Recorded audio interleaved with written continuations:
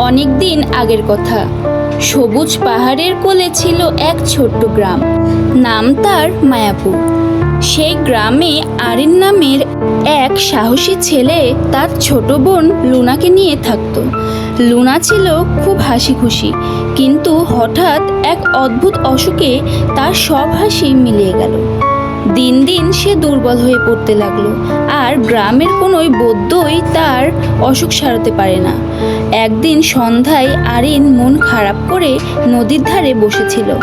তখন গ্রামের সবচেয়ে বয়স্ক মানুষ জ্ঞান দাদু তাকে দেখতে পেয়ে তার কাছে এলো। আরিনের সব কথা শুনে তিনি বললেন, বৎস, আমি এক কিংবদন্তির কথা শুনেছি। এই পাহাড়ের গভীরে ফিসফিসানির বন, এটি পেরিয়ে এক লুকানো উপত্যকা আছে। সেখানে এমন এক ফুল ফোটে যা শুধু পূর্ণিমার রাতে নিজের আলো ছড়ায়। তার নাম চাঁদ পাপড়ির ফুল। শোনা যায় সেই পাপড়ির রস যে কোনো অসুখ সারিয়ে তুলতে পারে। এই কথা শুনে আরিনের চোখে আশা জেগে উঠল। সে ঠিক করলো বোনের জন্য সে এই ফুলই আনবে। পরের দিন ভোরে মা বাবার আশীর্বাদ নিয়ে সে বেরিয়ে পড়ল। বনটা ছিল ভীষণ অন্ধকার। গাছের পাতাগুলো এমনভাবে নড়ত যে মনে হতো তারা ফিসফিস করে কথা বলছে। আরিন ভয় পেলেও তার বোনের কথা ভেবে এগিয়ে চলল। পথে সে দেখলো একটা ছোট্ট কাঠবিড়ালি কাটার ঝোপে আটকে ছটফট করছে।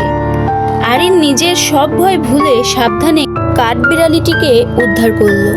মুক্তি পেয়ে কাঠবিড়ালিটা কিচিরমিচির করে এমনভাবে দৌড়ে গেল যেন আরিনকে কোনো দিকে পথ দেখাচ্ছে। আরিন তাকে অনুসরণ করে একসময় বনের শেষে এসে পৌঁছালো। সামনেই এক ঝলমলে উপত্যকা, আর চাঁদের আলোয় পুরো উপত্যকা রূপলি আভায় ভরে গিয়েছে। সে দেখলো মাঝখানে এক ছোট ঝর্ণার পাশে ফুটে আছে হাজারো চাঁদপাপড়ির ফুল। তাদের গা থেকে নরম নীলচে আলো বের হচ্ছে। আরিন ফুল তুলতে যেতেই অদৃশ্য বাধা তাকে আটকে দিল। সে অবাক হয়ে দেখলো ফুলগুলো যেন তাকে কাছে যেতে দিচ্ছে না। ঠিক তখনই তার মনে পড়ল জ্ঞান দাদু আরও একটা কথা বলেছিল, ওই ফুল শুধু তাকেই নিজের পাপড়ি দেয় যার মনে কোনো লোভ নেই, আছে শুধু নিঃস্বার্থ ভালোবাসা। আরিন চোখ বন্ধ করে তার অসুস্থ বোনের হাসি মুখটা মনে করলো। তার মন থেকে ফুল পাওয়ার আনন্দ বা নিজের বীরত্ব দেখানোর ইচ্ছা সব মুছে গেল। রইল শুধু বোনের জন্য ব্যাকুলতা। সে ফিসফাস করে বলল, ফুল, আমার কিছুই চাই না, শুধু আমার বোনকে বাঁচাও। এই কথা বলার সঙ্গে সঙ্গে সব বাধা সরে গেল। সবচেয়ে উজ্জ্বল ফুলটা নিজে থেকে আরিনের দিকে ঝুঁকে পড়ল, যেন সে নিজেকে সঁপে দিচ্ছে। আরিন সাবধানে একটা পাপড়ি ছিঁড়ে নিল। সঙ্গে সঙ্গে বাকি ফুলগুলো তাদের আলো নিভিয়ে দিল, যেন তাদের কাজ শেষ। আরিন দ্রুত বাড়ি ফিরে এলো।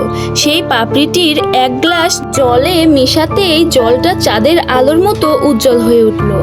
লুনা সেই জল পান করার পর ধীরে ধীরে তার চোখে আলো ফিরে এলো, এবং পরদিন সকালে সে আবার আগের মতো হেসে উঠল। আরিন কোনোদিন রাজপুত্র হয়নি বা অনেক ধন সম্পদ পায়নি, কিন্তু সে তার বোনকে ফিরে পেয়েছিল। আর সে বুঝেছিল সবচেয়ে বড় জাদু তলোয়ারে বা সম্পদে থাকে না, থাকে ভালোবাসায় আর সাহসে। মায়াপুরের মানুষ এখনো আরিন আর চাঁদপাপড়ির ফুলের গল্প তাদের ছেলে মেয়েদের শোনায়।